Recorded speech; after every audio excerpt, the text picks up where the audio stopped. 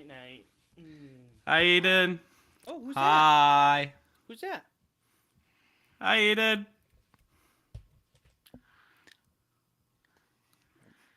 Hi, Eden. Eden. Who's that? Can you say hi? Hi. Can you say Cody? Yeah. Is that Cody? Hi. Is that Travis?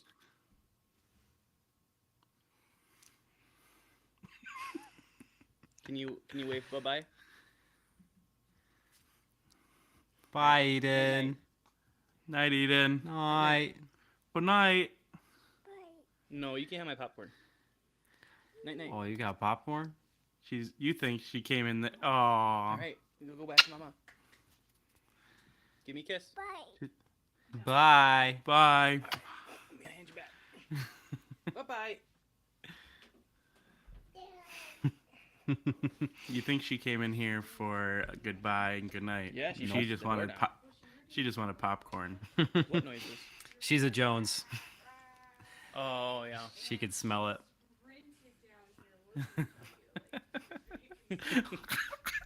Night night.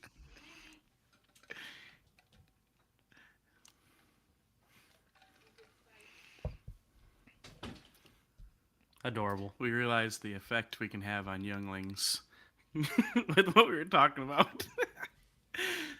Here's All right, I'm Brandon back. reenacting a Netflix show.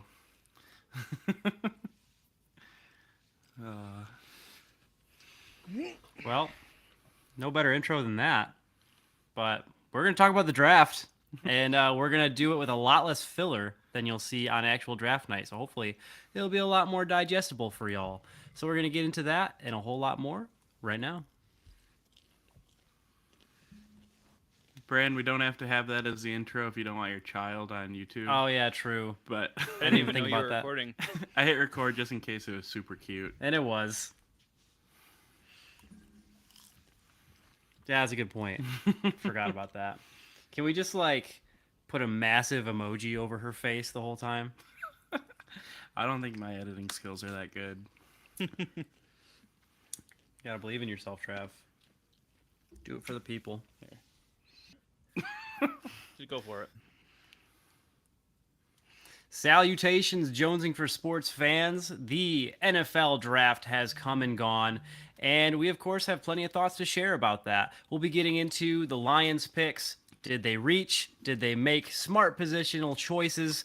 We're going to be talking about all that with hopefully a lot less filler than you'll see on the actual broadcast this past weekend to make it a bit more digestible for y'all, because I know, me personally, that drives me nuts that you could start that at 8 and finish at midnight for just one round. Regardless, we're going to be talking draft. We're going to be talking transfer portal. It's going to be a lot of fun. We're glad you're here, so stay tuned, and let's get started. Tuck coming. Rude. I Not think that I disapprove. I think it is funny on Twitter. A lot of some Michigan fans are like feeling bad. They're like, "Do we keep piling on?" And then others are like, "Yes, of course." Even Michigan State fans are like, "This boat's sinking." So it's an interesting time in the rivalry. It does become less fun when the rival fan base is like, yeah, you're right. And like they're all sad. Yep. It was like, it's not like, I'm not saying they should do otherwise and pretend like everything's okay. But I honestly, I remember a time when it was like that with Michigan and Ohio State. Mm-hmm. And I had like Ohio State friends who were just like, you just kind of feel bad at this point. And then we turned that rivalry around the past couple of years, and it was a beautiful thing. Bran, you want to just for kind of our rapid reaction section, you want to just lay the groundwork of what we're talking about with Sparties and football? So yesterday was the final day to enter your name in the transfer portal. I didn't realize it was the last day. And at the final toll of the bell, Peyton Thorne, Michigan State starting quarterback for the past 2 years. Starting. Sorry, that's their defense right now. We'll talk about that. And probably the bigger impact, their star wide receiver, Keon Coleman, enters their name in the transfer portal, along with a cornerback. But you know what? Their secondary stinks So anyone who leaves that room is probably addition by subtraction. But the two big names, Peyton Thorne, Keon Coleman, are entered into the transfer portal. I would think Peyton Thorne is gone pretty much no matter what. Word on the street is that Coleman could return. I doubt it, though. Personally, I just don't see it happening. He is going to command a hefty bag in the portal. To land Keon Coleman, you're going to have to pony up with NIL. So we'll see. But that's a big blow for Sparty Nation. From I would say they were probably hoping to just make a bowl this year. And with those two departures, I think those hopes took it is not looking good. I'll just put it that way. Something I think is just really savage. I saw a report that Keon Coleman was enticed into the transfer portal by opposing teams who had mentioned that Jaden Reed's draft stock probably tanked a bit just because he had Peyton Thorne throwing to him. And so Keon Coleman could go a lot higher if he had a premier QB talent throwing to him. Just something to think about. And then he entered the transfer portal. But that's brutal. That's pretty rough, but I kind of love it. I also just don't super buy that because Jaden Reed, even though his year wasn't that good, he still got drafted in the second round, which was higher than I thought. So to a pretty good position too. Like he's gonna get balls this year. To be fair, these were pre-draft rumblings that I read. Right. Like he wasn't supposed to go high, and then he did. Yeah, I just have continued to see that once his name was in the portal, like, oh, you don't want like your draft stock to take a hit, and I was like, well, Jaden Reed went pretty high. I think if you're a dude, no matter where you're at, the NFL will find you. Kind of like with the Lions taking James Houston last year out of Jackson State. So Keon Coleman at Michigan State, at LSU, at wherever he ends up, I think he's going to be a high draft pick regardless. Yeah, and speaking of Jackson State, how dare the NFL not only draft one guy from an HBCU this year? Stop it. Spoken from Deion Sanders, who left an HBCU himself. Yeah. Okay. So Okay, You there were we go. so offended. You should have stayed at Jackson State, buddy. yeah. Okay. If you're got the legs to be offended there, because he did it like he abandoned ship to go to a bigger ship. I don't know. Jaron will appreciate the Deion Sanders, our super fan Jaron. He does not like Deion Sanders or Colorado right now. So, Jaron, that was for you. I thought you were just gonna start trying to pick a fight against people that support HBCUs, and I was like, that's a bold, that's a bold place to start this pod from. I know but I trickled always there like to waters we shouldn't. But you thought I was gonna say something like that? I thought you were just trying to be anti-woke. That's not anti-woke. That's racist. Never mind. Never mind. I'm all for Deion slander because dude is just told Trev the other day the epitome of just me before the team. Deion slanders. I kind of like that code. Yeah. Is that what I said? I didn't even You mean said to. Deion slander. Oh yeah. Deion slanders. But yeah, I What a got start. back to Michigan State. One of the hot topics. HBCUs. Can't believe we're supporting HBCUs. You got me all over the place now, Code. Just thinking I'm gonna say things out of left field. Keon Coleman. Well, first, because that's the big one. Michigan fans are thinking about Keon Coleman. They're kind of split, which I know Brandon's got some takes on that. But before that, I said Peyton Thorne, quote unquote, starter. Because Michigan State fans were wanting to see a different direction, and they were hoping somebody might beat him out because they didn't want to see the same old from last year. However, Thorne was the starter as of this point. No one had beaten him yet. So that is a big loss still. Even if he ends up getting beat out, Right. as of right now, he was your starter. So that's big. But on to the big news. Keon Coleman, two questions. One, should Michigan go after him? And two, is Keon Coleman wanting to play basketball wherever he goes as well? Do you think that might be part of it? I hadn't heard that. No, That's I me. I think It's questioning. the focus is more on football and basically maximizing his 1 year. He's got 2 years of eligibility, but from what I've heard, he's looking to transfer, ball out for a year, and get drafted in the first round of the NFL draft next year. So I doubt basketball comes into the equation because he's got to focus solely on his craft. But Yeah. he tried it out at MSU and seemed to enjoy it. So who knows? Yeah, and got some minutes and didn't look horrible sometimes. So I just was curious at where his love for basketball might fall. well, if he comes to Michigan, he could probably find some minutes. Welcome. But Brandon, I've seen you on Twitter talking about Keon Coleman. What are your thoughts? So I've got a comp that would probably encourage Michigan fans to want Keon Coleman while also discouraging Keon Coleman from coming to Michigan, because I think Keon Coleman is like a Nico Collins, where he is That's unfortunate. a jump ball menace. When you throw a 50-50 ball up to Nico Collins or to Keon Coleman, it's not 50-50. It's more like 90-10 or maybe 80-20 on a bad day. And if you paired Keon Coleman with J.J. McCarthy, I think that's when you have the fully operational Death Star. You've covered up the exhaust port, and your battle station can just blow up planets.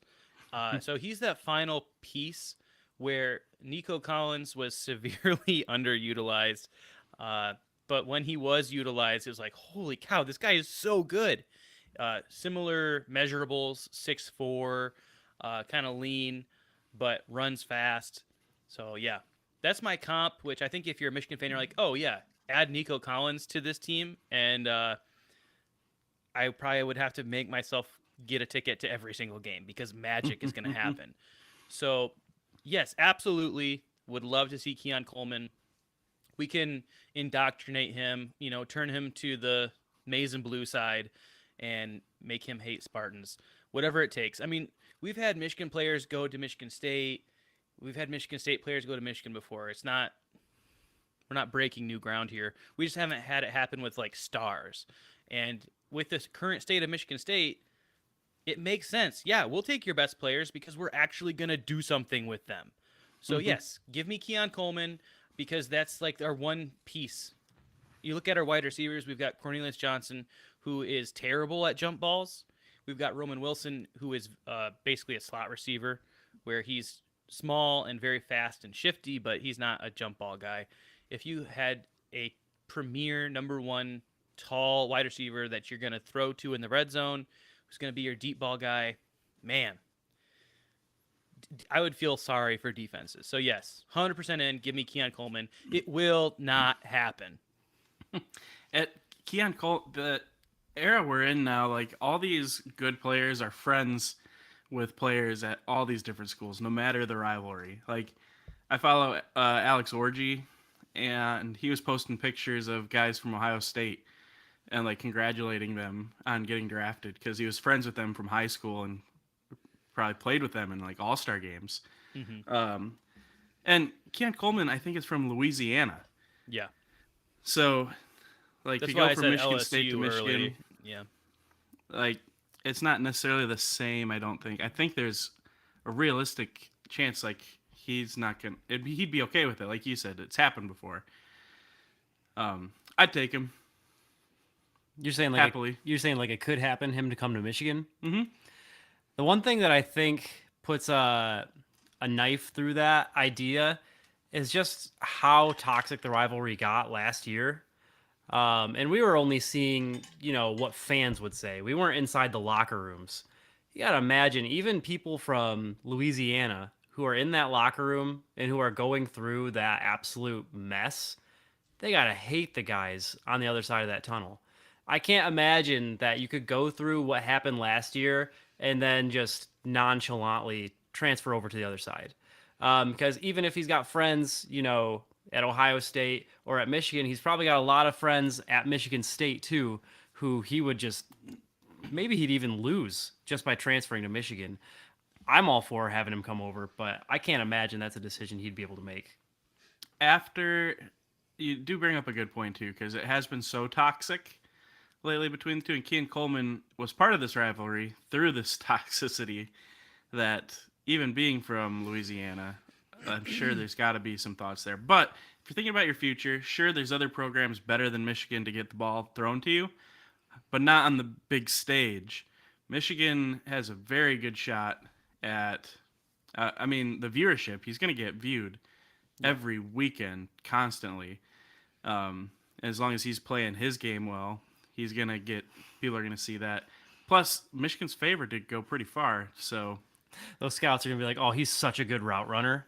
Just wait till he actually gets a reception. Just to add to what Cody was saying, I understand the rivalry aspect. One thing I'll just add is he wasn't one of those players that was suspended or involved in the tunnel fiasco. So, yeah, if he was like, we'll say Jacoby Windman, who was suspended, he was throwing haymakers. If he was like one of those guys that was using his helmet, like, yeah, get those guys as far away as possible. But just being on the team, not being involved in that scuffle, I think that it's still a possibility. But like I said, scheme-wise, I don't think Michigan's a fit for him. But you know what? Michigan, you have to view him as like your missing puzzle piece. And I don't care, lie, give him money, whatever it takes, just make it happen. Because it would work out. Like, yeah, he might not have the stats that he would need, but you don't need that. Like Cody said, if you flash on the big stage, which Michigan will be, Michigan is one of the most viewed teams in the country, more than even some of these powers. Like, we get more views than like Georgia. Between Michigan, Ohio State, and Alabama, there's a clear top three for getting seen, and Michigan's right there. So, yeah, love to see it happen, but I am not getting any hopes up. was it Luke Musgrave who missed like all but 2 games of his college year last year and still got drafted like number 2 tight end? That's it him? news to me. I don't know. One of the tight ends, I can't remember, missed like all of last year, and he was one of the top tight ends. So, Coleman's already got tape out there. People know he's a freak. He's tall, and there was like no tall. There was like 2 tall wide receivers that went in the draft this year. Everyone was a slot. It was like the year of short, good wide receivers. Yeah. And so next year, there might be some yearning for a tall guy who's a jump ball threat and who can make big plays. Coleman's already kind of proven he can do that. So, I just checked you, Trav. You're right. He played 2 games this last year. yep. Wow. That is crazy. What did they see in... because the previous year he played 10 games and he had 300 receiving yards. 1 touchdown, But those route running skills, Bran, I guess. I A don't know. plus. Yeah. I thought that was interesting too. So Coleman's already got the measurables. Fast, tall, athletic, can catch the ball. Like you said, he's like a 90-10 jump ball guy. That's valuable. Bring him home. Last year's game, Michigan State literally could do nothing except their one form of offense was Keon Coleman run down the field, and we're just going to throw the ball up, and you just go get it. And, like, our safeties, they couldn't take it out of the air before him. That was the only offense Michigan State could muster. And I think that says something about the talent he is. Semi-hot take, but I think that should be the case for a good receiver. Like, that's why I'm a proponent of throwing more jump balls and having a very aggressive passing game, is because the receiver should have the advantage. When you know the ball, you know your route, and you can react because you're looking at it. Often the cornerback or safety has to look at you, the receiver, and often has their back turned and they're playing off of you. Plus, often if you're a tall receiver in a jump ball kind of set, you've usually got 3, 4, 5 inches on the cornerback. So you should have an advantage in jump balls if it's done right. And flail your arms enough, 100% you might agree. just get a pass interference call. Yeah, and the way that's called, that's another advantage in jump balls. So But I will say, when Michigan did have jump balls, it felt like a 90-10 the other way. Those guys just suck at it, which is why Yeah. Keon Coleman would be such a great addition.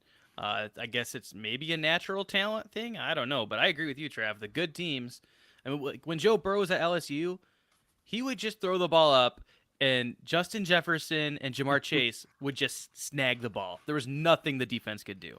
So What yeah, a wide receiver tandem that was. Mhm. My word.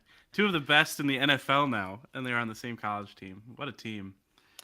You guys are missing probably the most important aspect of Keon Coleman's strengths is that he would be a phenomenal run blocker. And with him, we could run the ball even more and not miss a beat from where we left off last year. honestly, Cody, I genuinely was thinking about this, and I was like, you know what? Michigan probably doesn't want to take Keon Coleman because he's probably not that good at run blocking. Genuinely spent a decent amount of time thinking about that this week. Oh, that's sad. All right, real quick before we Anyways, move on, let's just assume those two guys leave. Where does that put? What do you think the ceiling for Michigan State is with no Keon Coleman and no Peyton Thorne? And in their defense that already was horrible against the pass, they lost a starting cornerback to the transfer portal like the same day. So Yeah, but like, it's basically like throwing on air anyways. So I'm just do not. That doesn't mean a lot to me. it's just worrisome. I just because it's a struggle unless they brought in some corners that were going to take his job anyways. A team's always changing. I don't think they're as dead in the water as we like. We're always going to be reactionary to when something big like this happens, and these are big losses, especially Keon Coleman. But they've got a lot of time to figure it out, and now they can go, okay, Noah, whatever his last name is, Kim, Noah Kim, who he's kind of a likable dude. For if I now. was a Sparty, yeah, for now, because he hasn't played against Michigan yet as no, I'm saying for quarterback. Michigan State, the backup quarterback is your favorite player, and then he's gonna go thought you were- out there and he's gonna suck against Central Michigan, and they're gonna be like, "What are we doing?" And then they hate him, and then they'll be calling for Caton Hauser. I think it's not looking good. So it's hard to set a ceiling right now, but I'm trying to give some. I'll give him a some ceiling. 7 leash. wins. That would be a miraculous season for this. I was this going to team. say 6. 6 or I 7. still- More than I thought you guys were gonna say. Well, it's so. the ceiling. I think they could make a bowl game. I think the main reason because there's just got to be some element of pride at stake here. This is going to be a 10-year defining year for Mel Tucker. His back is against the wall. Everybody on Twitter's already joking like, better start getting ready to pay the guy his $90 million buyout or whatever's left. Yeah. He doesn't want that to be the way that goes down. He wants to. Well, okay. He Remember? would be the. It's been a while since we've had a Brandon's best job in the world candidate. Oh, I mean, yeah, he I'm would getting be all flustered Brandon's. just thinking about. All right, cut me the $75 million check, and I get to live on the other side of the world, putting my toes in the water, and please. Here's the thing, though. Please let me wake up and be Mel Tucker. You would be the biggest loser in the sports world. Brienne I could never even look do at you not the care. same. Brienne would love him so much. Okay, if he Brienne was does if he not was 7 care 1 ounce about football. But if Brandon brought home $70 million, If I brought home $75 million, she'd say, "All right, the sport's all right, and I'm glad that you sucked so bad."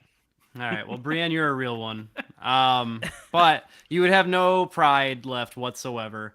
And with just how, I don't know, there's just no way I can see him going down without a fight.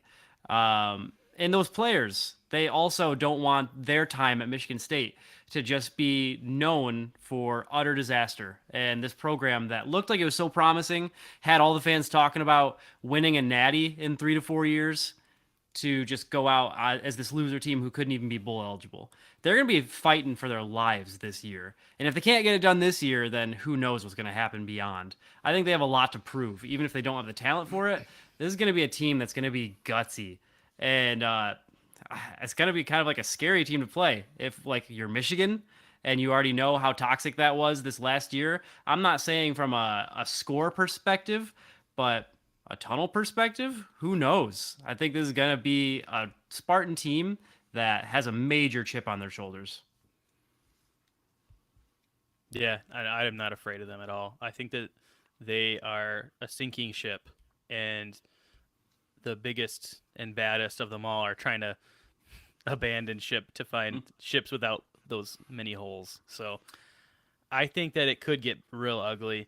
I said that's the ceiling, but I could really see this being a 3-4 win team. You're breaking in a brand new starting quarterback. It doesn't always go that easily. So, Well, that's kind of the theme of this year for all of college football, like even the big dogs. Michigan's one of the few that are bringing back their starting quarterback in like the top 8, other than USC. But it's good. It's a good place to be, bringing back your starting quarterback, and it's tough. Michigan State. There's a lot of teams like Michigan State losing their starting quarterbacks this year, losing a lot. So I'm not dead in the water with them yet, but yeah, it's not looking good. speaking of quarterbacks, Tyler Buckner. Who's better, Tyler Buckner or Peyton Thorne? Who would you take? Pass. Well, because Travis was saying all these teams have these new quarterbacks. It's looking like Tyler Buckner could be the starting quarterback at Alabama, which is, to me, like, That's what is wild. happening at Yeah. Alabama. Because I really Yeah. didn't think he's very good. This is maybe going to be a terrible take because he's going to play at Alabama and probably look really good. I think Tyler Buckner might be worse. I think I'd take Peyton Thorne, but Peyton I Thorne think could they're do pretty both- well at Alabama. I think so. I mean, we saw what he did when he had a good offense around him, in 2021 with Kenneth Walker and obviously good wide receivers. So, yeah, I don't know. It's a weird time. Also, just random thought since we're on college football before we get to the draft. Yeah, we got to move along. I saw a list of projected starting quarterbacks for the Big 12 teams. Is this the year where the Big 12 expands? Yes. I didn't realize how many teams are joining the Big 12 this year because lot. it was a slideshow like on TikTok, and it would just show each quarterback for that they projected to be starter. I'm seeing BYU, Houston, Cincinnati. I'm like, oh, I love this. This is gonna be fun. And then next year, 2 of the big dogs leave for the SEC, which I think sucks. But this year will be fun. I love the Big 12. Such a fun conference. Chaos. It is chaotic. Mhm. So, speaking of some chaos, Yeah, well, there's a lot of chaos in the March Madness TV selection bracket. You guys, going I there. knew you didn't like to keep you on your toes.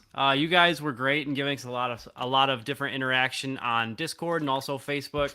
And so we do have the winners of the first round, and we'll be posting the second round matchups very soon after the release of this pod. There were some pretty close victories in different matchups and some juicy upsets as well. So I can't wait for you guys to get to see those next matchups. But also, speaking of other chaos, the NFL draft, as we alluded to before, was quite a roller coaster, especially as Lions fans. Well, I mean, starting off just in general, with the Texans trading up to get the second and the third pick, to get their pick of Will Anderson and also CJ Stroud. Man, what a move. What a power move. Still going to be bad, I think, but entertaining nonetheless. But of course, for the Lions, jumping up and down and then taking Jahmyr Gibbs with the 12th pick of the NFL draft. Guys, you just want to react to that first before we give our take on the entirety of the Lions selections? I'm really excited to talk about this with Brandon because obviously we did our live draft together. Brandon drove down and we watched together. And other than like shock and weird feelings towards the picks, it was a blast. Oh, yeah. Thanks to everyone who tuned in and talked with us and hung out watching the draft. But also, Brandon had some strong reactions day one. If you want to see it, you can either watch our live or we got a quickie version on our TikTok. That's Brandon's reaction to Jack Campbell going number 18. And that's one of my favorite videos right now is Brandon just cackling. So, Brandon, I'm really curious. After it's all settled, how are you feeling? Okay. You guys feel free to just to jump in because I got to get a lot off my I chest. figured you I'm just would. gonna sit back and enjoy this. Feel free to comment whatever you want to say. But before I get into it, I have to say, so the Lions already before the draft, they have a playoff worthy roster. This is a solid NFL squad, a really good team, the favorites to win the NFC North, which I don't think I've ever said that before. So even before all these picks, which I think the Lions got a lot of quality players that are going to be instant impact type of guys. They got guys that I was really high on, um, but just not necessarily where I thought that they would pick guys. So, one more thing, just to tell you how good this team is, win totals came out, and there are only two teams in the NFC with a higher win total than the Detroit Lions. That's bonkers. Eagles. You could probably guess. and- The Eagles, yes. Don't think too hard. It's NFC 49ers. Oh yeah. Oh, always. Yeah. Both of those squads have only one, maybe one or two. But the Lions win total set at 9.5, which is only behind the 49ers and the Eagles. So Holy. this is a roster set to compete. Our two And- teams are great, Bran. I know. This is a roster that if things were to break well for them, you know, we have good injury luck and the schedule shakes out well. A team that theoretically, I'm not trying to get ahead of myself, but a team that theoretically could be playing for a spot and maybe playing in the NFC Championship. This is this talented of a squad. And so this draft, we are looking at the most draft capital they will ever have under the current administration. If Coach Campbell and GM Brad Holmes ever have this much draft capital ever again, it's because something went horribly, horribly wrong. From now on, with this roster that they've built, they should be picking late in the first round, and they're not going to have multiple first-round picks like we did when we traded Matt Stafford and we had all the Rams first-round picks. Now, first of all, that's a credit to Brad Holmes and to Coach Campbell because they're the ones who flipped the roster. So kudos to them. Got to give them, you know, their star stickers. But with this being the last premium amount of picks that you're ever going to have, we have multiple first-round picks, one of them being a top 10 pick. I think you have to make the picks that are going to get you over the hump. You have to get those premium guys at a cheap price. Because if you're going to get a star defensive tackle, if you're going to get a star defensive end, if you're going to get that guy in free agency, you're going to have to pay through the nose. If you're going to get that guy on a rookie deal, well, then you might have something. And so with the Lions picking at 6 and the opportunity to draft Jalen Carter, defensive lineman who I think, in my opinion, is possibly the best player in this draft. Obviously, we had acknowledged the character concerns or decision-making concerns, whatever it might be. But then if I understand that if you want to move off of him because of those, you also have a defensive end who literally is the freakiest freak. When he walked across the draft stage, I thought he was like CGI. His chest was so big, and he just looked like a mountain of a man. That would be Tyree Wilson from Texas Tech, like 6'6", 275. And there's a lot of people who thought he might have a higher ceiling than what's his name? The defensive end from Alabama. Anderson. Will Anderson, yeah. People were saying that he possibly might even be a better player than Will Anderson. And he had the stats that looked good. And point being, when you've got these premium picks, I would like to invest them in a premium position. Last year, the Lions had a fantastic offense, and they had the worst defense in the league. Not just the NFC, but in the entire league. They gave up more yards per game than every other team.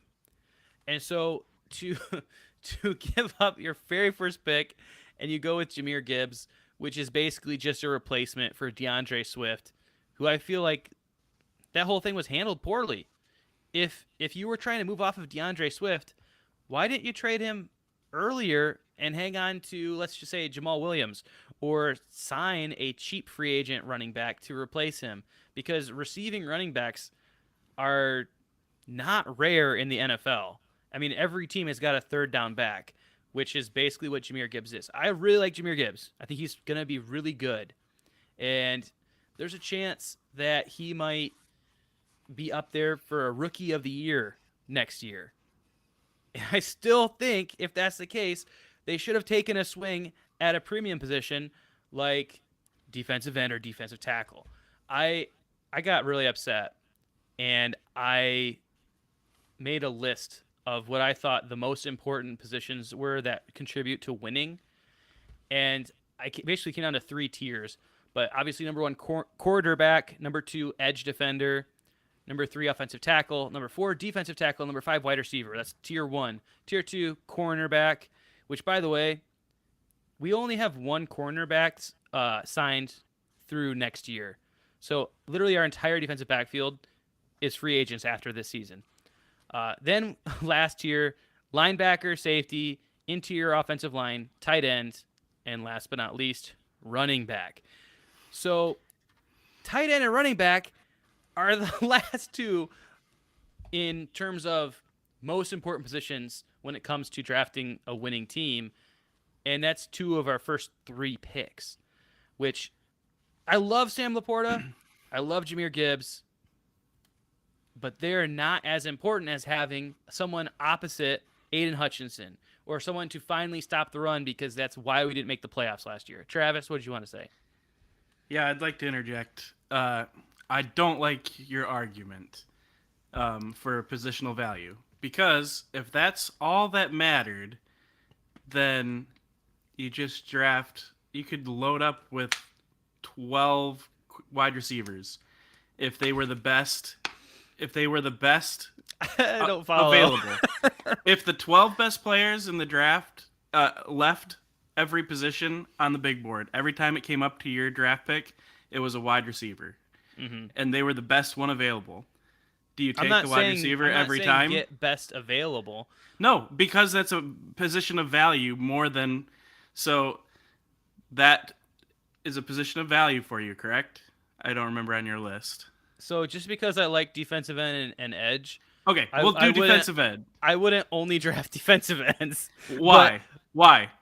So basically, when you're drafting in the first round, you're looking to get an elite talent, right?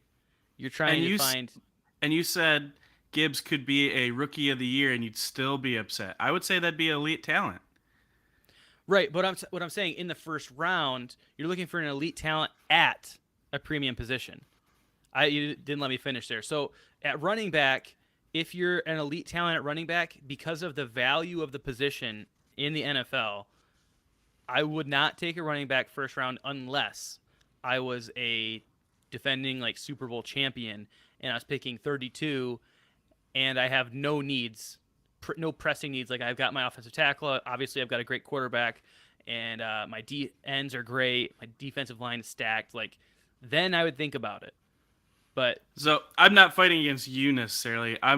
There's 2 groups of thought pretty much with the Lions draft. If you look up anything, I've seen people give them an A, and I've seen people give them an F, and both have good points. I'm on one side of the spectrum, and you're on the other, which that's pretty normal for our sports takes. I mean, I'm not gonna say I'm giving them an F. I think that they got a bunch of like, and I'm not saying I'll give them an A impact necessarily. players.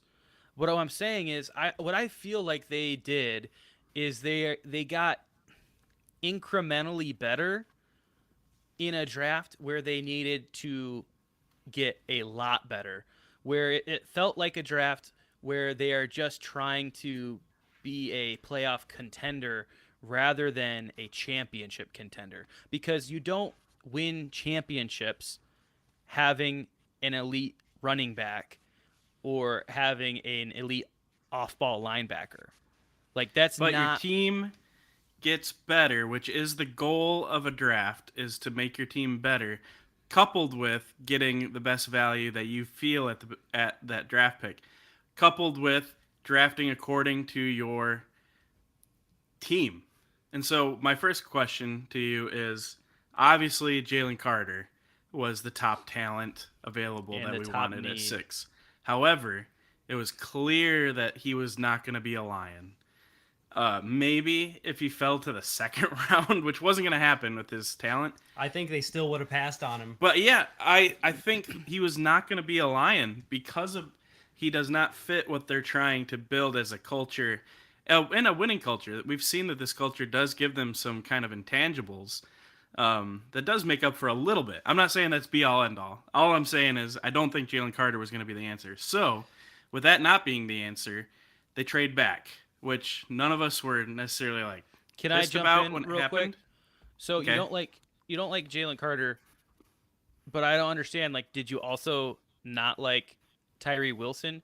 Because right now at defensive end, opposite of Aiden Hutchinson, who was the most double teamed defensive player in the NFL last year as a rookie, which is crazy. But it just goes to show how the rest of the NFL has zero respect for the rest of the Lions defensive line. They say, okay, Aiden Hutchinson, we're not going to let him kill us, and we know none of these other guys are.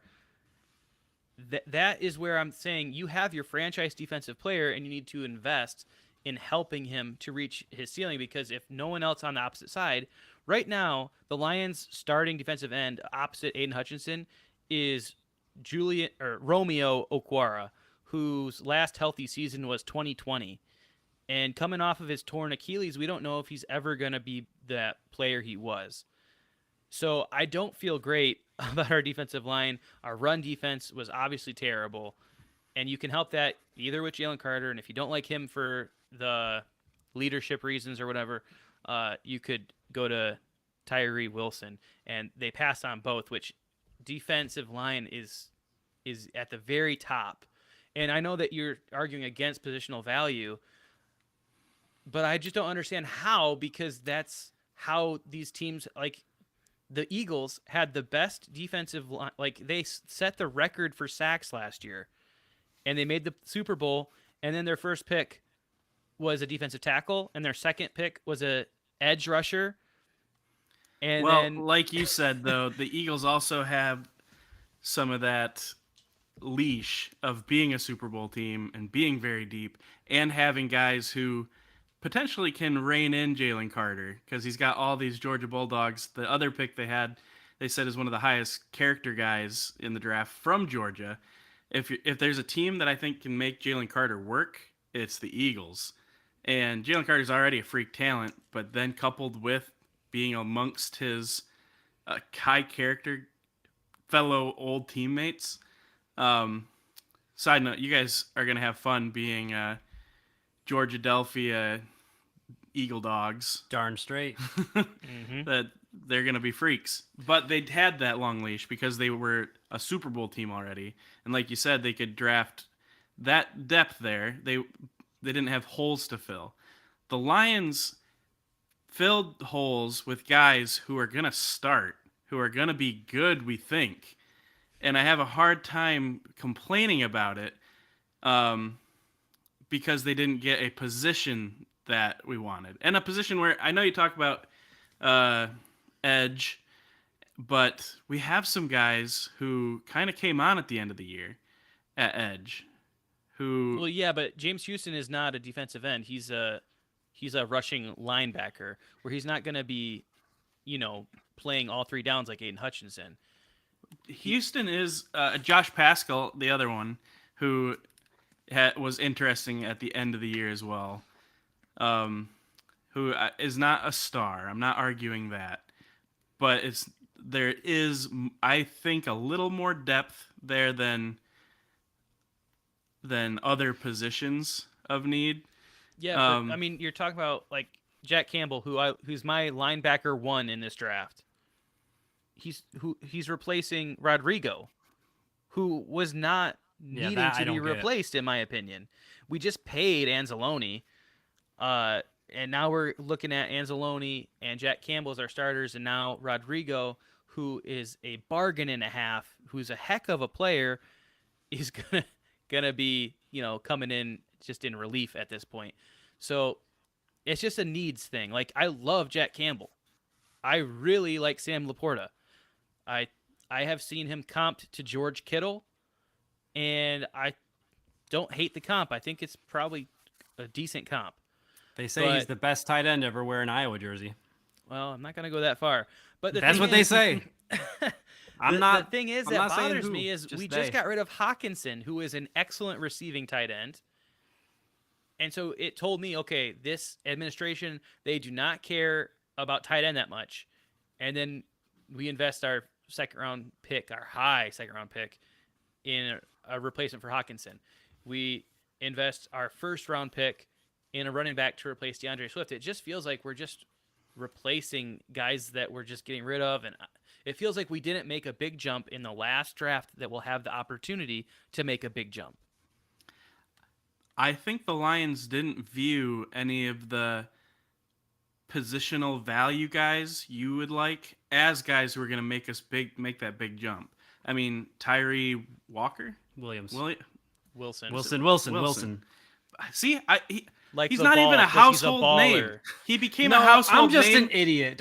I can never remember his name. You can't remember his name. You can't. He's a baller. He could be, but he's a baller because the combine said. I didn't know his name beforehand. But also, he went to Texas Tech. There's a lot of good players who went to Texas Tech that I can remember their names. Name three. Crabtree, Mahomes. That's why I said three.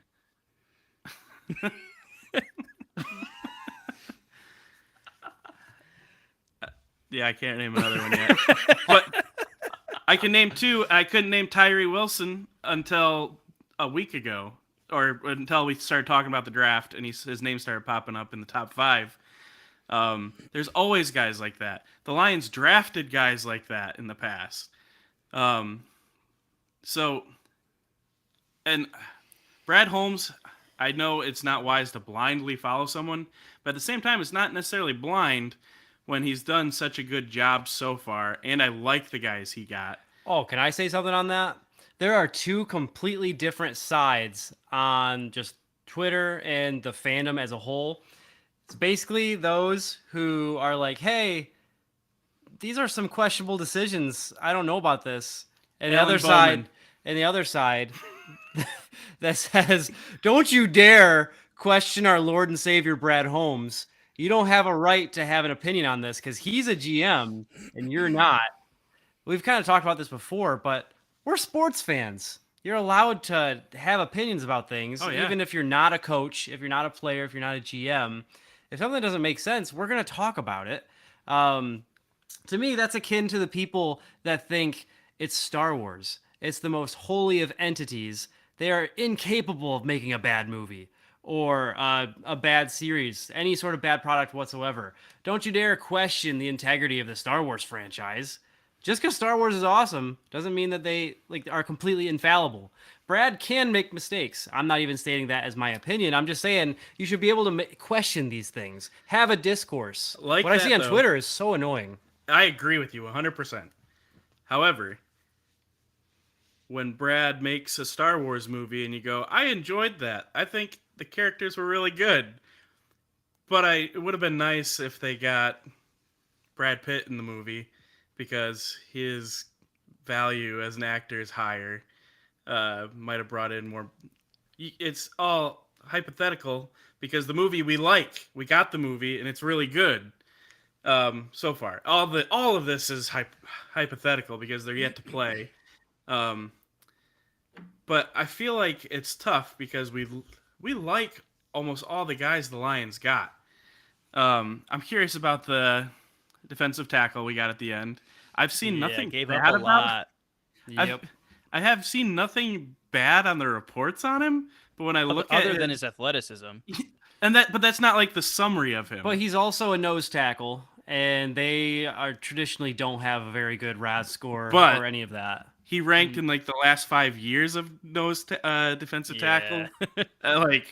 bottom Oh, like Bottom percentile. percentage. Yeah. I did not know that. However, he measured elite size, and so I think Tall and fat. have you ever Big seen boy. have you ever seen indoor lacrosse? Like it's like arena lacrosse. No. The goalies fill up the whole goal. They're just like tanks where their pads are massive. I don't know how they score in that sport. I know what you're talking about, actually. Yeah, it annoys me. Yeah, I feel like this is kind of what this guy is. But the summaries on him, everything is saying like he could be pretty good. Like he did good. I'm like he looks like he's just kind of a bit large. He's like I'm just a the little Looney bit Tunes concerned. getting what's his name saying Yeah. and large. Like he was a 5-year college football player, and the top was that he was an honorable mention All Conference USA as a senior. So he was obviously Yeah. pretty invisible, like at Western Kentucky. So we'll see. This is where I think Brad he's calling his shot. If Broderick Martin turns out to be a stud defensive tackle, which he clearly wasn't at Western Kentucky, and he does it in the NFL, like he's just showing off at this point. But he did give up a ton of draft capital to move up to pick him at the end of the 3rd round. So if it turns into like nothing, then that's a huge swing and a miss. If it turns out to be, oh, this guy's like a real contributor for us and he's a really good run stopper, which is what we need. I looked it up, by the way. We were 28th against the run last year in a 32-team league. Then, yeah, Brad, like we shouldn't. If this works out great, we won't question Brad ever again. But I think what Cody was saying about questioning Brad or worshiping Brad, I think that it's safe to say that he has proven himself as an evaluator of talent, and that some GMs are excellent evaluators of talent, and other GMs are excellent, basically just playing the board and making the right pick at the right time. Where like I felt like the Eagles killed it this year. Usually the Ravens, it's like every year, like, how did we let the Ravens get these players? And I think there's GMs that have the ability just to pick the right player that falls to them, even, kind of spur of the moment. Oh, we didn't think this was going to happen, but we react well. And I think it's safe to say Brad might not have that down yet. That's something that drives me almost a little bit nuts, is I see people that are saying, like, the draft just broke perfectly for the Eagles this year. Like, so fortunate. I'm like, actually, they just drafted a bunch of Georgia defensive players because they're really good. And they drafted high positions of value. They're like, oh, yeah, we'll add Jalen Carter. Why not? So it's like, yeah, that is actually kind of fortunate that he fell all the way to 9. Kobe Dean in like the 4th round. Right. And it's like, oh, turns out he could be pretty good at ball. Who knew? Yeah. So yeah, that drives me nuts. Like, don't overthink it. Don't overthink it. Just get studs. That's an argument I would say for Brad as well. So just get studs when you can. If their value is that much higher, like if you can get them, there's a balancing act to filling your needs through the draft. And again, this team's not done. There's potential to pick up people. There's still free agents and stuff where you can sign and whatnot. But there's more to the draft. Like if you trade back to 12. Also, I think the Lions had probably were going to go cornerback. There's a chance. I'm not going to say probably. There's a chance they were going to get Witherspoon at 6, and he went 5. The Seahawks drafted him before us. Still had Gonzalez on the board for a while. But again, he might have not been what they liked. They go through a lot more meetings. And again, that's fair. A lot of trust in that, and that trust can be burnt.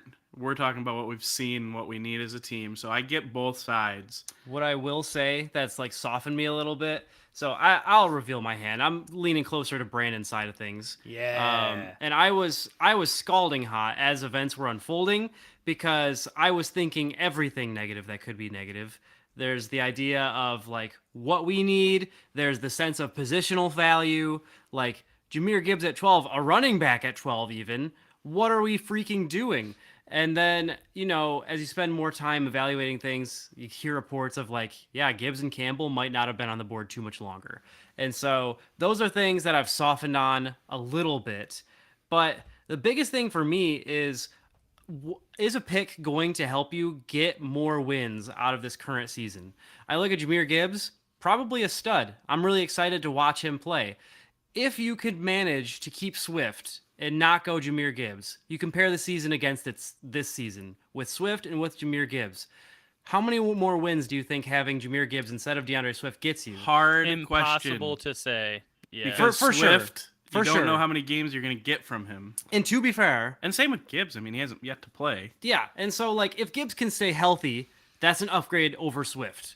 But the Lions were already a top rushing team in the NFL.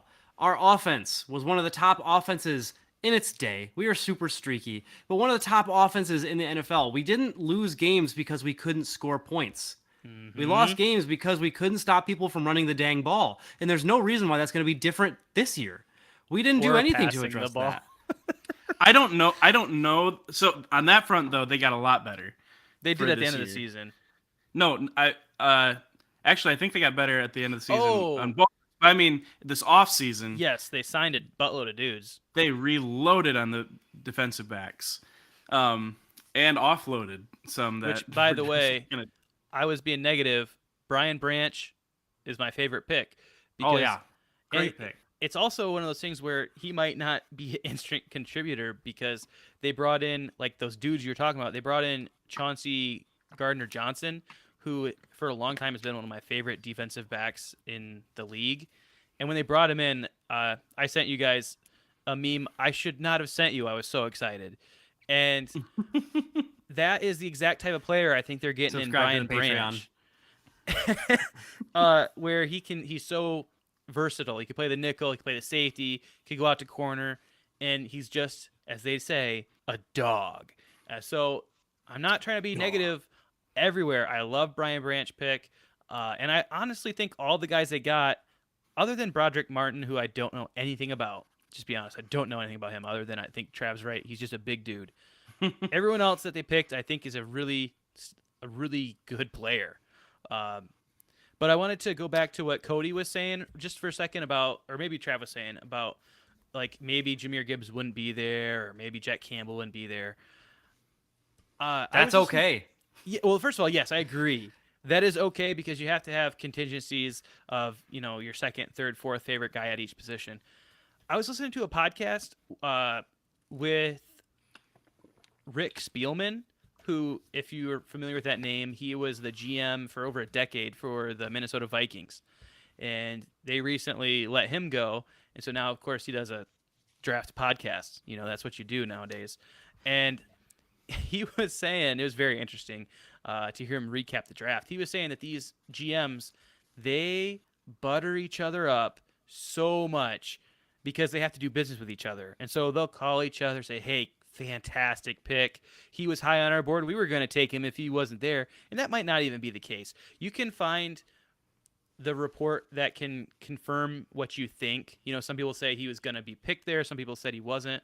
Because Rick Spielman also said his brother, Chris, who is in the Lions front office, I'm surprised he even shared this on the podcast. He said, my brother told me the Lions loved Jack Campbell, loved him. He also said there's no way he's getting picked in the first round. So with all these reports, it's hard to, know what the truth is. But like Cody said, I think even if someone else reaches to grab your guy, like, I think that's okay.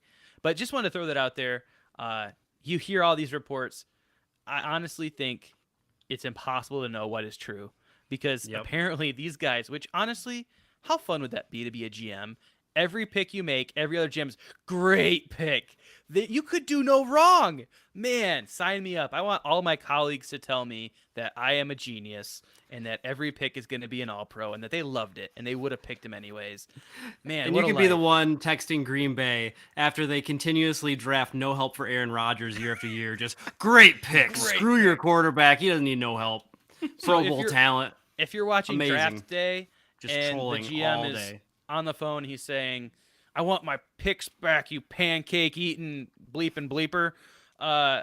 That's not how it's like. These guys are very cordial with each other. So that was just a little bit of Hollywood magic. If you watched Draft Day recently, which I did enjoy that line, but Yeah. yeah, what a life! Just making picks, and every single one is a home run. I'm glad you mentioned that though, because you really can go online and find a report for just about any bias that you can Yep. think of. Yep. And it's like, there's not even a source for this. Somebody just said, oh, Falcons are reportedly, we're going to trade up to take Jack Campbell. It's like, where did that even come from? There's Sources. some sources, because sources. All you have to Probably do a is random Twitter. all you have to do is say it, and that's sources. I could be sources. I spread some rumors like that with you guys on one because I saw a tweet. I didn't verify who it was. It could have been Joe Schmo, and he said something Probably was. along those lines. And I was like, "Oh, did you guys hear that? Jack Campbell probably wasn't even going to be there in the second round." Totally possible. Mm-hmm. But I would have been like, it's fine. There's Yeah. tons of linebackers. But, But- yeah, he is but- my linebacker one. I will. No Say that. linebackers who cried in their meeting with the coach and GM, and when he left the meeting, Campbell and Brad looked at each other and went, "That's going to be hard to beat." You know who's also probably crying is Malcolm Rodriguez, because he just had the year of his life, and now he's I'm- not going to be getting much game time. I'm curious what they're going to end up doing there. I'm not convinced they're throwing Malcolm Rodriguez just to the bench wolves. But they can't go 3 linebackers in a No, passing league. not It's their- not going to happen. It's not their scheme. You were saying that It's just not- today, that you just can't do that in the modern football era. Yeah.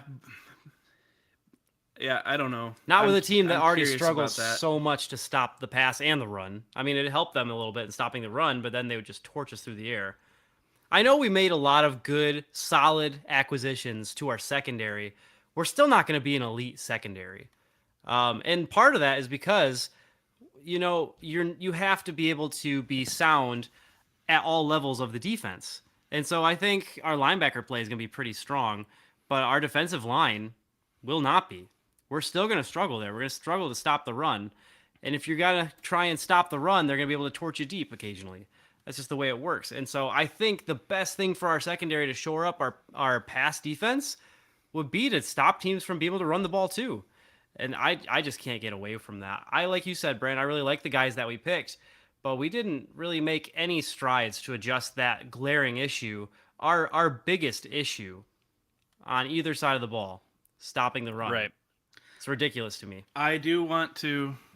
I don't know the stats, but scoring wise, the Lions finished the year so strong.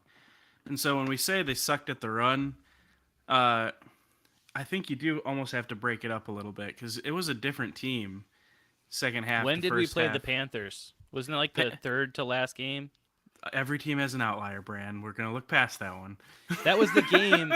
That's not an outlier because if they win that game, they knew that was a playoff or go home Also, type of game. Have you seen And the they reports? got ran over. Have you seen the reports that field was called unsafe and the NFL ignored it?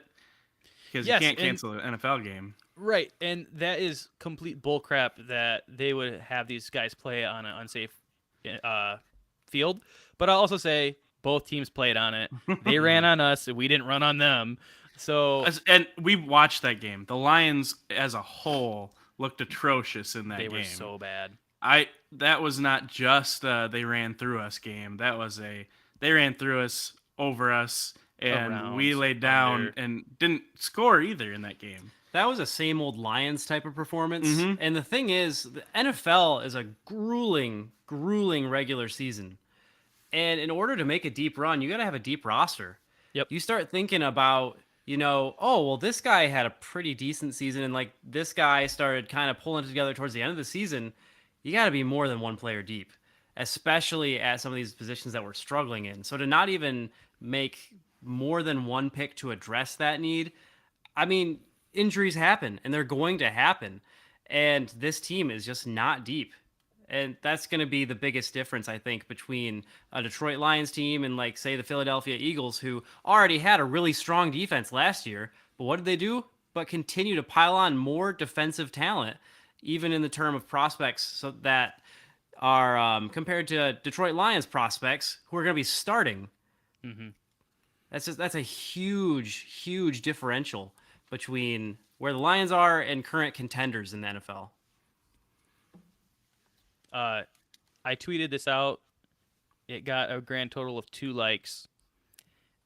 It was a quote from Moneyball, one of my favorite movies. And this is Jonah Hill's character. He says, "People who run ball clubs, they think in terms of buying players. Your goal shouldn't be to buy players. Your goal should be to buy wins." And I think, yes, it's a baseball movie, but the concept of the positional value that he's talking about, he's referencing the fact that the Oakland A's, they lost Johnny Damon, who they thought he was a superstar. And they were like, holy cow, this is the end of our franchise. We lost Damon, we lost Giambi, lost some pitcher, can't remember his name. But Jonah Hill's character is like, this is a good thing that you lost Damon because he was too expensive and he wasn't gaining the amount of wins necessary that you could fill with his salary. The point being, there are certain players at certain positions that are worth more in terms of total wins added. And in football, it's pretty much been proven that that position is quarterback. And because it's quarterback, the next important is defensive end because you need to harass the other team's quarterback. And you need to protect your own quarterback, so it's offensive tackle. And if you can't if you can't get to the quarterback with your defensive end because the other team's got a stud offensive tackle, you get him up the middle with a defensive tackle. I mean, the best teams are built this way. You look at like the Eagles, what they did, what Cody mentioned. Kansas City, with their last pick of the first draft, they picked an edge rusher. It's not like a secret science. These teams are built a certain way. It felt like to me that the Lions went back 20 years and said, okay, time to get the best running back, time to get the best middle linebacker. Like the days of Brian Urlacher and Emmitt Smith are over. I don't know. I just felt like they got some good players, hated the value. But the team's going to be good regardless. I'm excited to watch them. These guys are all going to make an instant impact. We didn't even talk about Michael Mayer over Sam Laporta, and we could have. Well, that'll be something I'll be watching. But yeah, divisive. That buying wins instead of buying players, for me, is the biggest reason why you had to take a swing on Jalen Carter. I think that it's great that we're looking to get guys that are culture guys. And I think, Trav, you might have been the one that told me, if you're going to play for Detroit and you're going to be on this team that has a history of just being absolutely mediocre, you probably need to have some culture guys who are going to buy in and who are going to show up to work. It's going to be a lot easier to get somebody like that to get 100% out of them compared to a Jalen Carter. And it's going to be easier to get a Jalen Carter to produce at a place like Philadelphia. But at the same time, I mean, Philadelphia is going to have pretty good chemistry too because they all used to play together. So that's pretty cool. But I think you're allowed to have a little bit of, like, you're allowed to drop a little bit in terms of culture if you're going to be a contender. If you're going to be a Super Bowl caliber team, like, I think I could get over it a little bit if some of my players were a little bit pissy. Yeah, like, Code, no offense, but I'm going to take Jalen Carter over you. You should. You should. Because I'm not going to just draft just culture and character. I'll tell you what, I would be a better encourager than Jalen Carter. I would show up to work with a smile on my face. I would be the best teammate, but I'd be the worst teammate because you'd say, hey, help me stop this run. And I would break all the bones in my body. Yeah, I wouldn't be able to show up and do what you needed me to do. So I've got two things real quick, a little out of left field. First one is, I didn't whisper. I said it in the middle of your guys' talking like 20 minutes ago. Alan Bowman, third Texas Tech guy. So just want to throw that out there. Come on. That is not fair because he's... Not fair. You set the limits at 3 and I delivered, so... No, you said Texas Tech stars. Alan Bowman is not a star. You transferred said to name Michigan. 3. Name 3 Texas Tech guys. I named one that's not even a star. Not even a star, and I knew his name. Because he transferred to Michigan to be our 4th string quarterback. Also, Alan Bowman projected to be the starter at Oklahoma State. I'll cheer for him. Yeah, that's awesome. I'm excited Now, for him. now we can name Go two Cowboys. great Oklahoma State players. Barry Sanders and Alan Bowman. That's right. 3, Thurman Thomas. Yes. I've got some beautiful Thurman Thomas cards. My second point was going all the way back while you guys were talking. I was doing some research on the Lions' run game. In the last 9 games of the year, other than the Bills game and games against Chicago, who they have a running quarterback, and that I think really explodes your run stats because Justin Fields is going to go for 100 himself. That's hard to stop. And so I'm not totally blaming them for giving up big yards to them. But the outliers in their run games are the Bears, the Bills on Thanksgiving, which, again, was a game the Lions should have won. And you can argue maybe they would have if they stopped the run. But there was a lot of reasons they should have won that game anyways as well. But the other games in the last 9 of the season, they did quite well against the run. A lot of games where the teams were around 90 to 100 yards rushing, pretty solid. So, not saying that they're gonna good. You were right. For the year, the 28th ranked team, but they were very different from beginning to end of the season, and I think that should be taken into account at least a little bit when looking at how they're gonna produce, hopefully, this year. I just think that in the draft, you should be focusing on turning your weaknesses into strengths. And even if they had a couple games where it wasn't necessarily a glaring weakness, I wouldn't call it a strength. Whereas the run game was a strength. Offensively, moving the ball through the air, that was a strength for us. Even if we don't necessarily have that tight end talent, there was a need there. So, I don't disagree with getting Sam Laporta. Like Brandon said, and you have said, I think we've all said, we like these guys. They're good guys. I think they'll produce. And there's one more that we haven't even talked about yet that we should probably get to before we close out the pod. Hendon Hooker. We should talk about that as well. That said, I don't know how you make that your game plan to prioritize those positions. The Hendon Hooker one, I think, is really interesting. One, because he's old, and 2, because it has no ACL anymore, pretty much. He's got to figure that out. It got better. It's getting better. I like Hendon Hooker a lot as a player and as a person. Curious pick, and I'm a Goff truther. And I don't think this threatens Goff for at least a year or 2 or 3, but curious. That was one that I found curious, but the media loved. Like day 2, they're like, oh, the saving grace for the Lions, where they got Hendon Hooker and Branch. Well, Branch was a great pick. Hendon Hooker I love, but can you really say that was the saving grace for the Lions draft? No. And again, that's where it's hard to trust.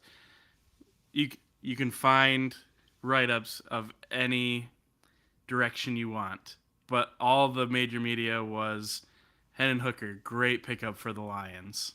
Saved them. And those are the people that, they will base their value of the draft entirely on where somebody should have fallen in a mock draft. And Hendon Hooker was a guy that could have gone round 1, people were saying. Like a round 1 to 2 guy, just depending on, how desperate teams are really feeling for a quarterback. So they see him go round 3 and oh, fantastic pick. At the same time, it's not one that's going to move the needle for Detroit. This is a contingency if they decide they want to move on from Goff and not sign him to a massive deal after his time is done. In 2 years? I think he's got 2 years left. I don't know if Hooker's going to be good or not. I think he could be decent, but like you said, he's old. He's got an ACL issue, and if we do have him, it's not going to be for that long. And a lot of people have been making comments, even before Hooker, that said, this Lions team feels like it should have a running quarterback. And they should. And He's not. Well, Hooker is, when he was healthy, at Virginia Tech, he was a big-time running quarterback. And then when he went to Tennessee, he was kind of. He had multiple 100-yard rushing games. He will never be Jalen Hurts or a Justin Fields, but he's got Well, the escapability. he has the potential. Watch some Virginia Tech highlights. He had multiple 100-yard rushing games at Virginia Tech. Uh, that's just found that interesting. I didn't know that about him till I was on his Wikipedia page the other day, just studying him. So I don't just saying. I thought that was funny that people were talking about the Lions seem like they should have a running quarterback, and I think he has that potential. However, after an ACL, I think quarterback coaches should say, "Yeah, don't do that." Yeah, I would ultimately- be shocked if he was that type of quarterback coming off that injury. Mm-hmm. Ultimately, I don't hate it. I only because they did get him in the third round. It's not like they decided we need a quarterback in the worst way when they already have Goff and took him in the first round or even in the second. It almost feels a little bit like a Moneyball type pick, not for this season, but for them saying, listen, Goff doesn't have enough upside or enough wins that he's bringing to the table over a replacement like Hendon Hooker for the amount of his price tag that he's going to bring 2 years from now. So I kind of get that.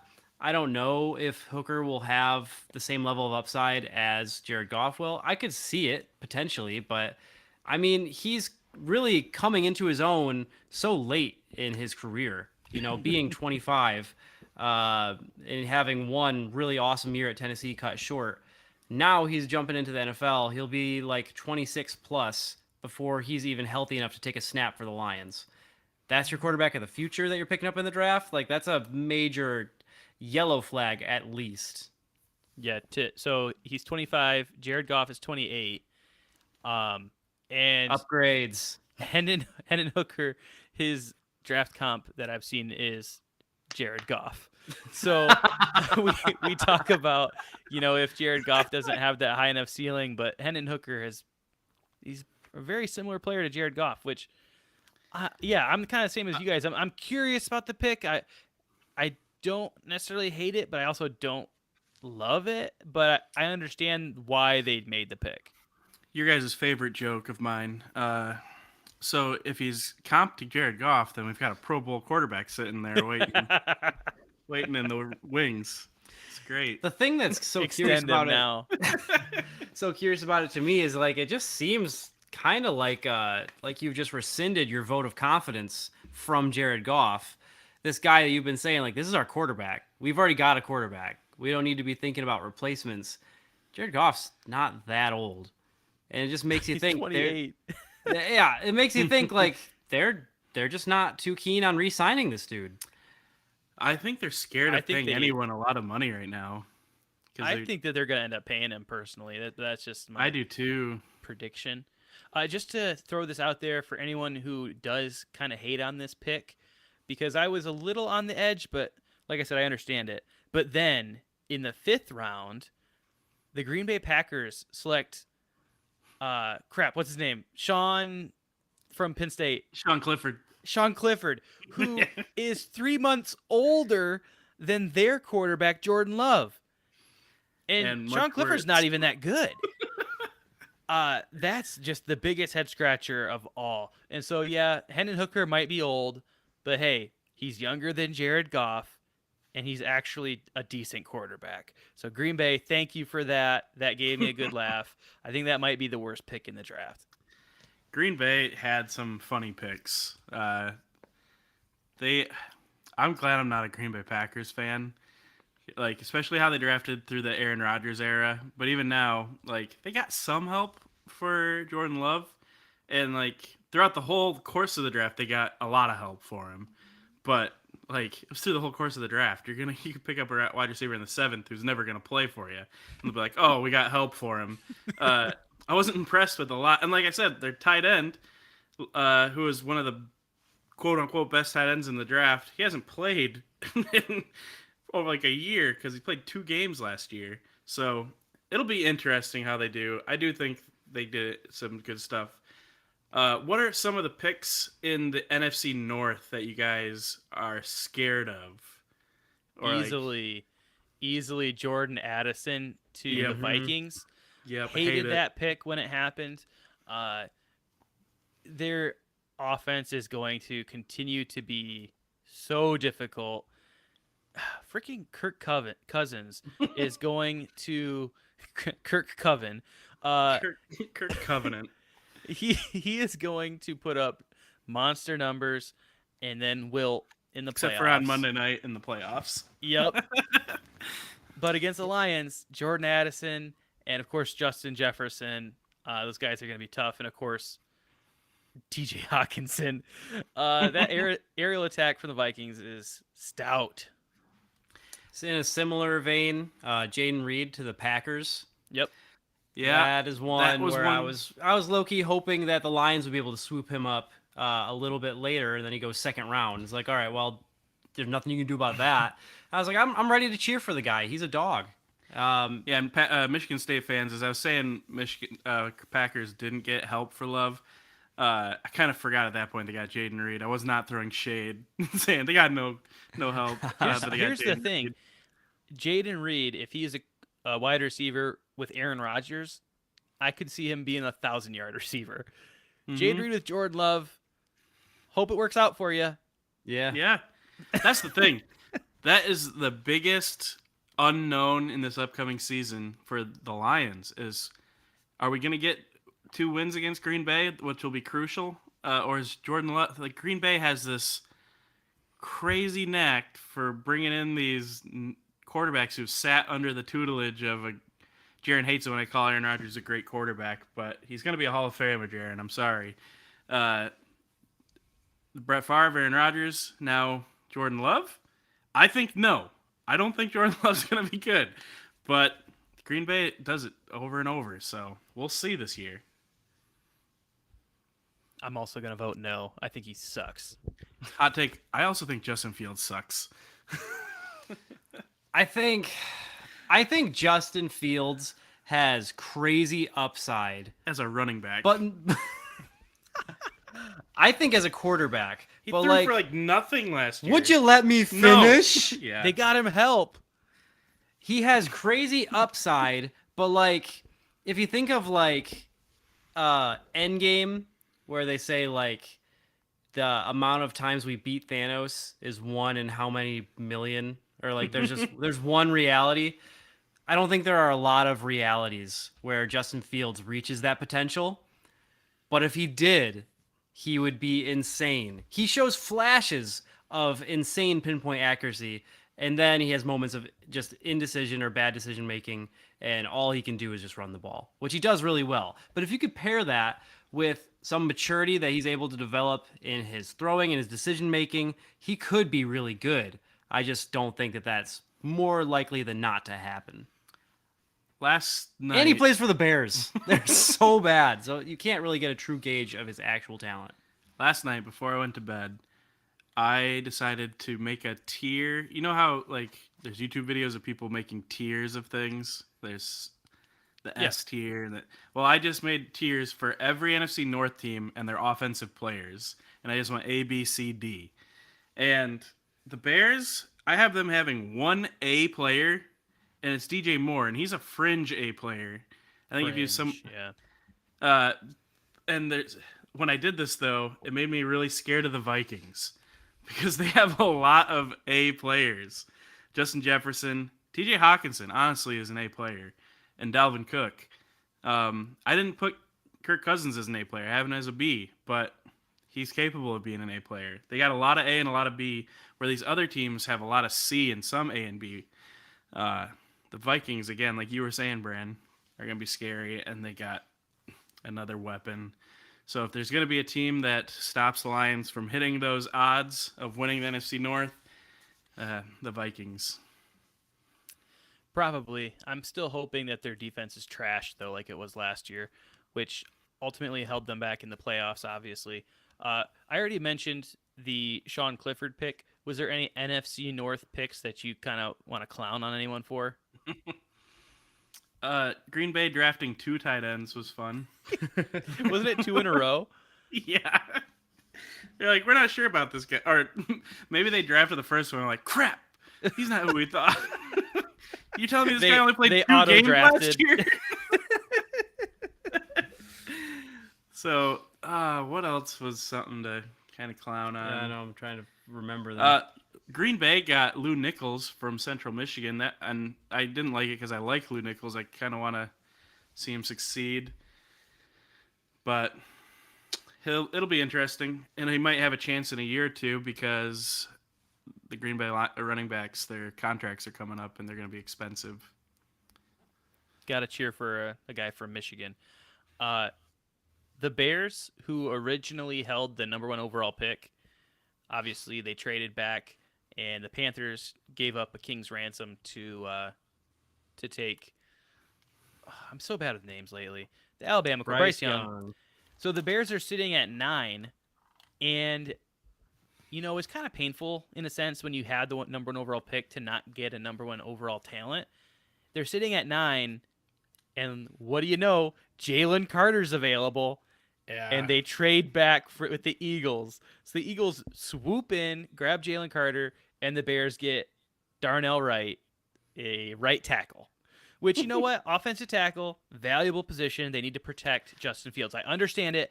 But, Bears, you traded out of the number 1 overall pick. At pick 9, you could have gotten a number 1 overall pick type of talent.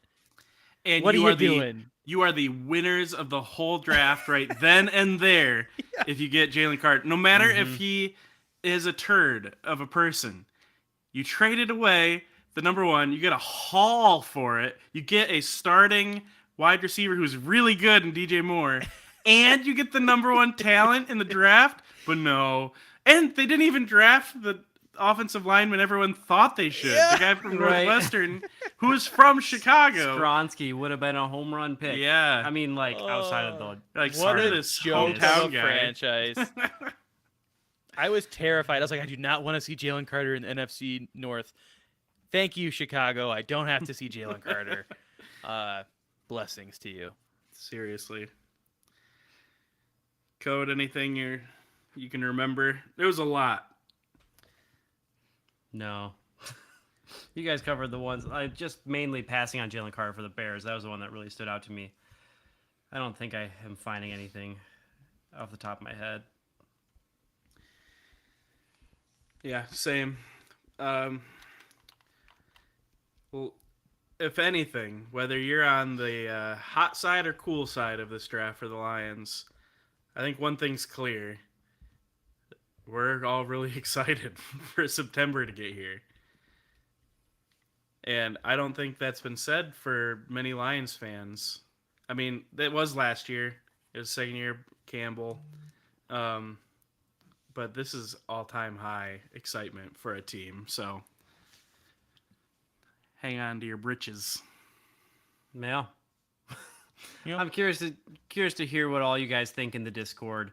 If we reached for any picks, if you are standing behind Brad Holmes 100%, if you got some questions, what were some of your most laughable picks in your opinions, or some of the best value picks?